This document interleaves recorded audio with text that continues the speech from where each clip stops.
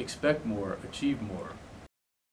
My new book is entitled Congressional Representation and Constituents, the case for increasing the size of the U.S. House of Representatives. In it, I call for an increase in the size of the House of Representatives, which is currently 435 members and has been at that level since the early 20th century. I call for it to be increased to 675 members in order to better reflect the population growth that has occurred since the House was capped at 435 members. Right now, the average member of Congress represents about 700,000 citizens in his or her district, so that's a pretty massive increase from around the time of the founding of the nation, when the average constituency size was around 30,000 citizens per congressional district. So in my view, in order to better represent their constituents, I think that we need to increase the size of the House of Representatives so that we can help reduce the average constituency size for each member of Congress, making it easier for them to interact with their constituency and reflect the policy views of their constituency, so they can provide a better quality of representation than is now occurring in the House of Representatives.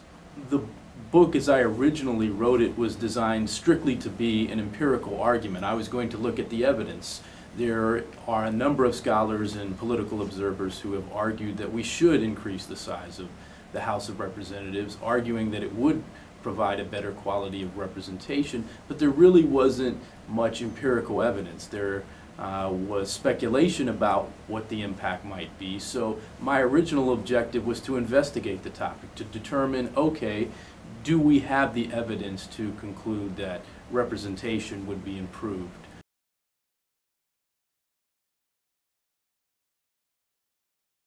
In conducting a series of analyses, what I discovered was that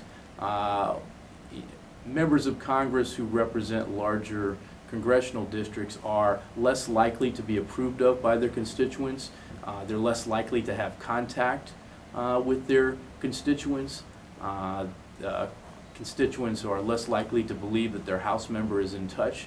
So what I did was establish that there is an empirical relationship. The advocates of increasing the size of the House of Representatives did have a pretty strong case to support an increase. I also looked at the voting records of members of Congress and compared that to the size of their constituency, and found that House members who represent larger constituencies are less likely to reflect the views of their constituents. They're more likely to compile an extreme voting record.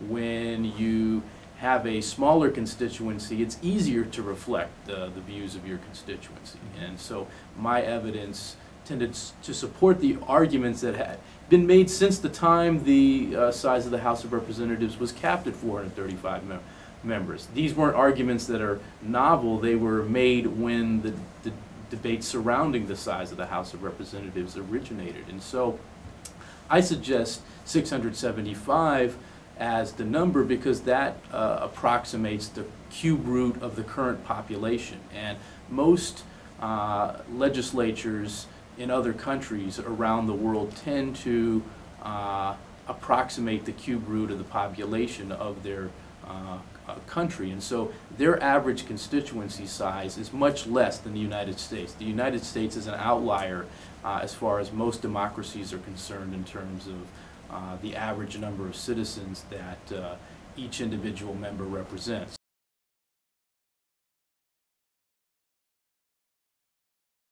Really, it gets down to a question of legislative efficiency. Most of the critics believe that increasing the size of the House of Representatives would make it more difficult to operate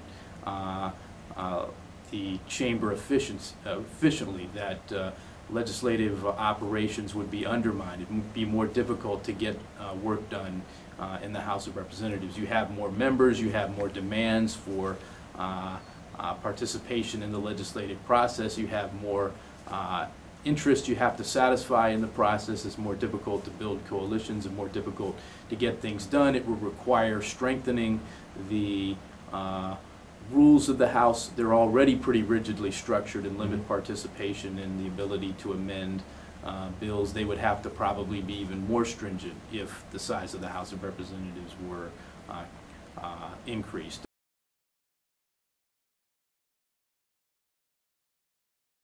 Well, I think it's highly unlikely, even though I'm an advocate of increasing the size of the House of Representatives, and you have an ideologically diverse coalition of people that are calling for it. So conservative columnist George Will and conservative columnist Jeff Jacoby, the late Robert Novak, another conservative columnist, have all called for increasing the size of the House of Representatives. They're conservatives. They believe that it improved representation, and also they see the potential for gridlock as a positive. It would stop the expansion of government from their perspective. Also, you have liberals like Representative Alcee Hastings of Florida, who has been active in calling for an increase in the size of the House of Representatives, and many in the academic community who are calling for it also represent a more liberal political philosophy. So you have representatives across the ideological spectrum who think it's a good idea. However, our political system currently, and in terms of how it's designed, makes it a very difficult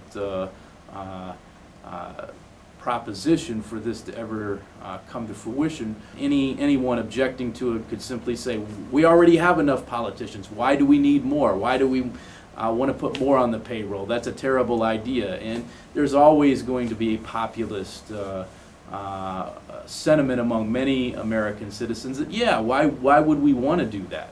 Even though my own public opinion data, my own surveys that I've taken indicate there might be some arguments that could persuade people that maybe they're initially against the idea, but if framed properly, that many people could be convinced.